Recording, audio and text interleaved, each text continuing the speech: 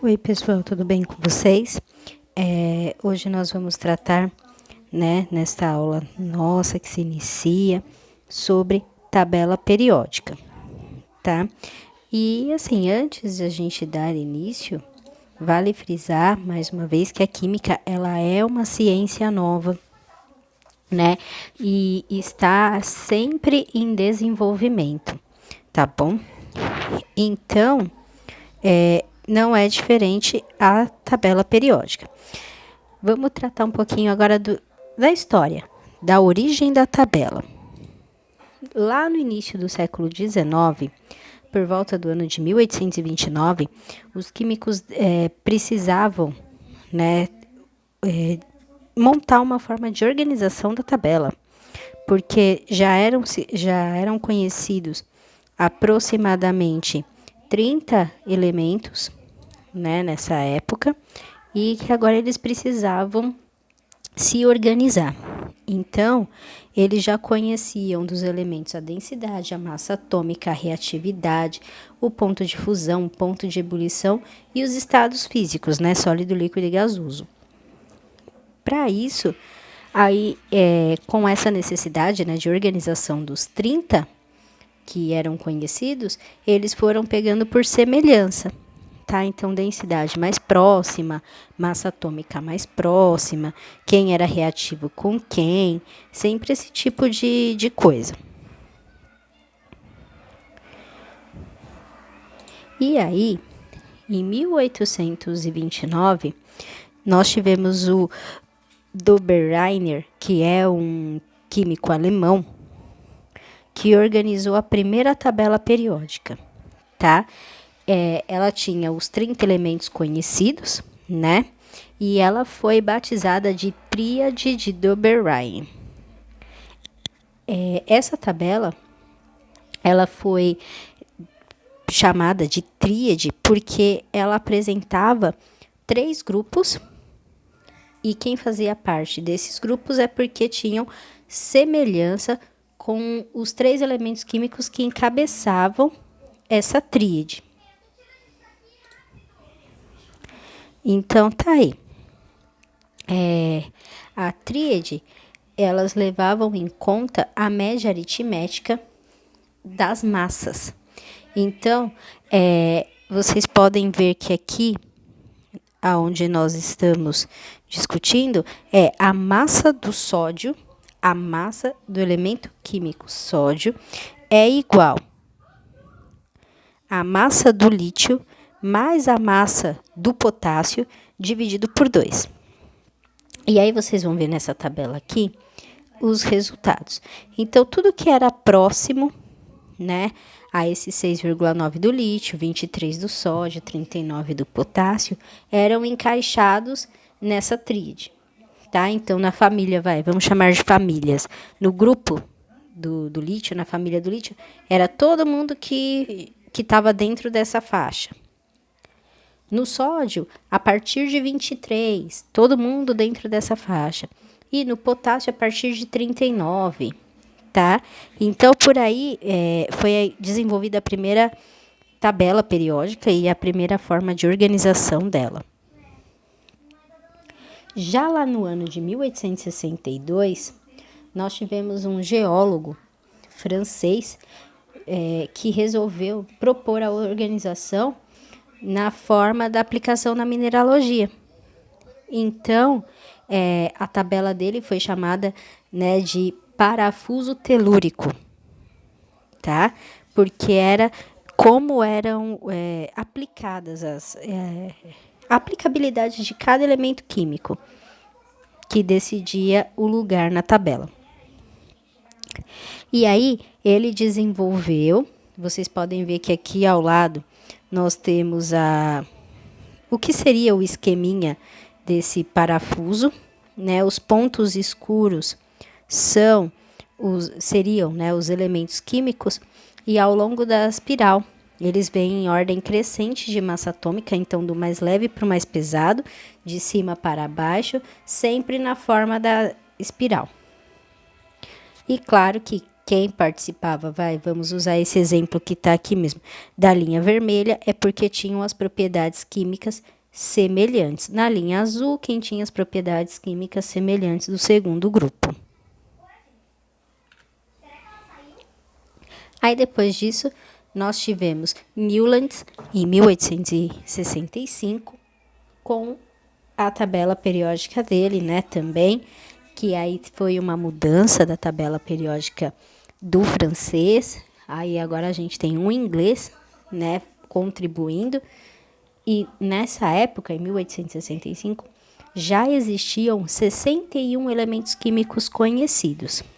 Só que além de químico, Newlands, ele era músico. Então, por ele ser músico, a tabela dele foi montada de acordo com as notas musicais. Dó, ré, mi, fá, sol, lá, si.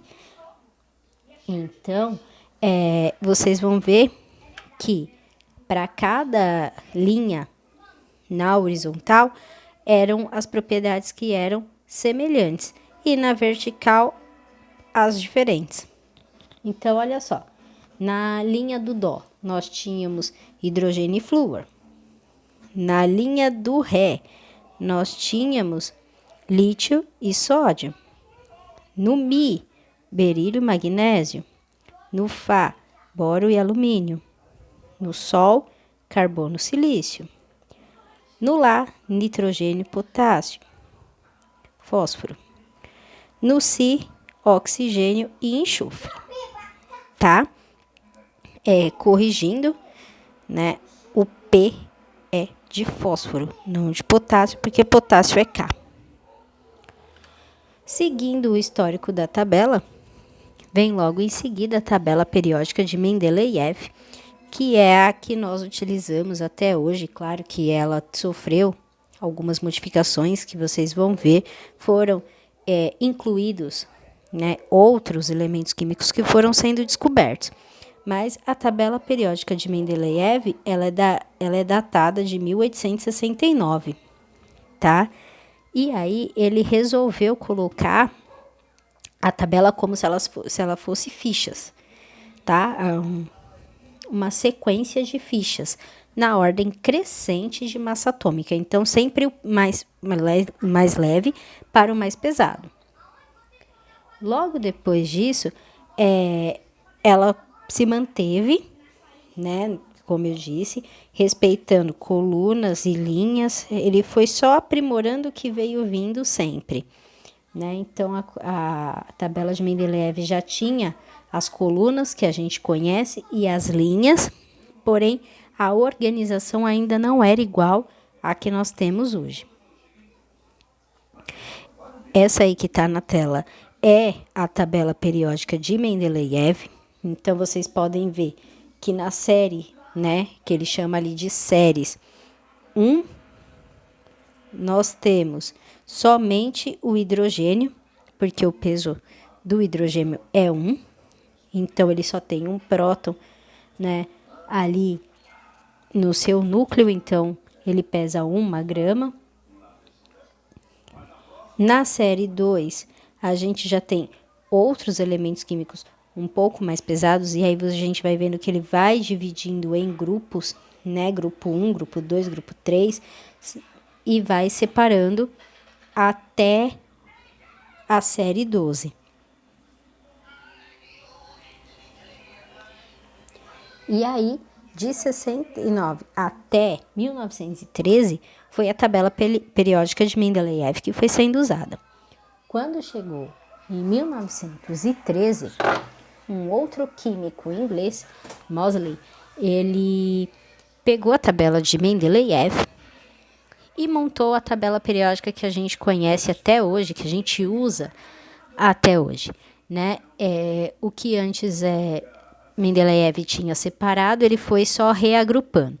Então, o que aconteceu? Ele colocou os elementos realmente em ordem crescente de número atômico, né? Então, do hidrogênio, a partir da quantidade de prótons que cada um tinha, manteve a organização de colunas na horizontal e na vertical, mas ele posicionou os elementos com as características dessas colunas. Então, assim, quanto maior, mais longe na maior coluna da tabela periódica ele estaria.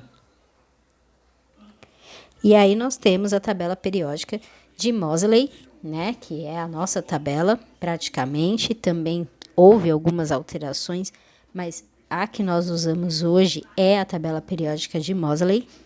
Então, vocês já começam a ver que ela está bem parecida com o que é real para nós, né? Nós temos as colunas, temos as linhas e assim por diante. E agora a gente fala um pouquinho mais dessa tabela.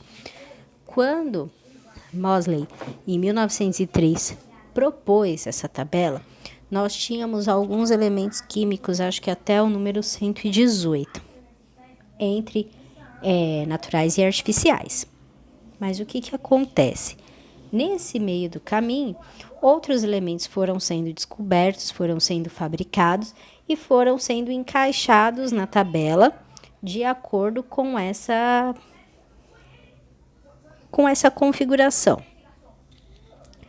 Então, se a gente pensasse hoje, porque a última atualização da tabela ela aconteceu em 2016, tá? Até 2016 a gente tinha elementos químicos entre os 110 e 118.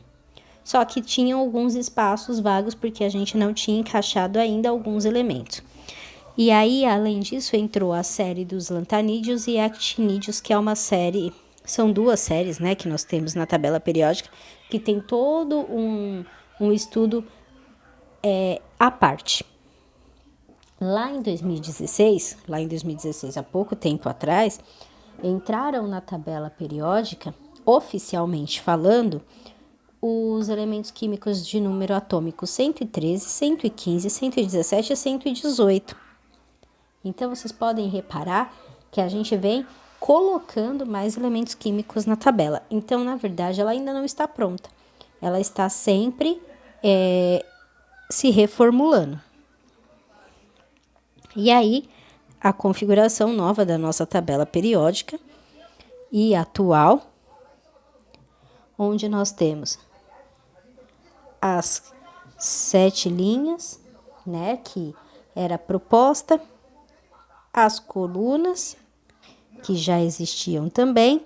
Aqui nós temos a série dos lantanídeos, aqui dos actinídeos, que são essas duas linhas aqui, tá? Elas se encaixam nessas duas colunas, porém, elas estão aqui embaixo porque elas, como eu falei anteriormente, têm um estudo à parte. E como que é feita a estrutura da tabela, tá? Em cada quadro daquela tabela periódica, a gente tem escrito o número atômico, né, a quantidade de prótons e elétrons que o elemento químico tem, o símbolo, o nome, o peso e, em algumas tabelas, não são todas, seria fácil se tivessem todas, mas infelizmente não tem, são algumas que tem, a distribuição eletrônica por camadas, tá? Não é a distribuição eletrônica de Linus Pauling, é aquela de camadas, da camada K, da camada L, M, N, O, P, Q.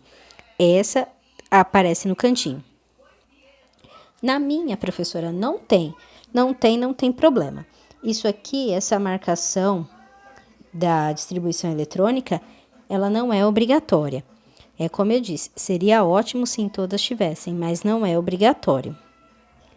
Agora, se na sua tabela estiver faltando o número atômico, o nome, o peso ou o símbolo, aí já é uma tabela errada, já não é uma tabela que pode ser considerada oficial para o uso, tá? Nem para o uso estudantil, nem para o uso do profissional da química.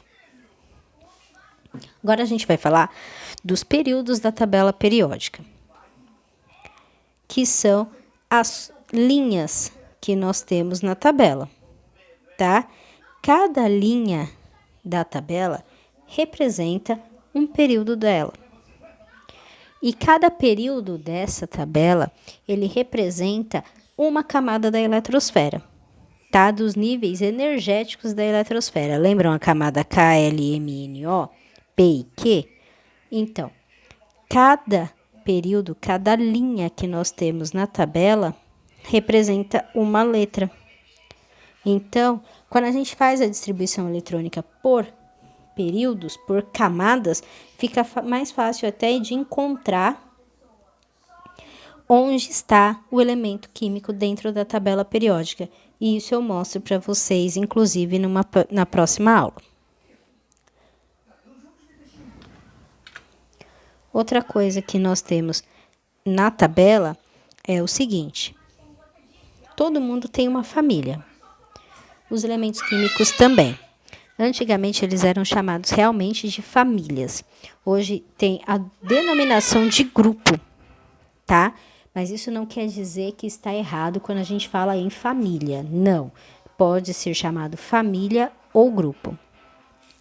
As famílias são representadas em cada coluna da tabela. Então, prestem atenção. As linhas são os períodos. As colunas são as famílias. Cada família, cada grupo desse tem um nome, tá? Então, vamos lá. Existem três formas de identificar cada família. A primeira forma, que era bastante usada, hoje não é mais, mas que vocês ainda encontram em algumas bibliografias, é essa aqui. 1A, 2A, 3A, 4A, 5A, 6A, 7A. Aqui, às vezes, é 8A ou 0, tá? Isso ainda é utilizado. E nessa utilização de 1A, 2A, 3A, os números normalmente também aparecem em algarismo romano, tá? Nem sempre é no nosso sistema de numeral. Pode ser que apareça em algarismo romano. Depois de um tempo, tirou-se, 1A, 2A, 3A, 4A e colocou-se os grupos que vão de 1 a 0 ou de 1 a 18, tá? Então, ficaria grupo 1, grupo 2, grupo 3, 4, 5, 6, 7, 8, 9, 10, 11, 12, 13, 14, 15, 16, 17, e os gases nobres seriam o grupo de número 18 ou o grupo de número 0. E aí, cada família dessa, cada grupo desse, ainda tem o seu sobrenome. É como se fôssemos nós. Nós participamos de uma família e a nossa família tem um sobrenome, que acaba sendo comum para os membros daquela família. A mesma coisa é a tabela. Nós temos a família 1A ou o grupo 1, que é a família dos alcalinos, dos metais alcalinos. Só tem metal nessa família, tá? Mas o hidrogênio, professora, faz parte dela. Tá aqui em cima. O hidrogênio é um metal? Não, ele não é um metal. Ele está classificado nessa família por ele só ter um único próton, o número atômico dele ser 1. Então, ele foi encaixado na família 1, tá? Ele começa, na verdade, a distribuição dos elementos nas famílias, nas camadas, a partir do hidrogênio, que tem 1.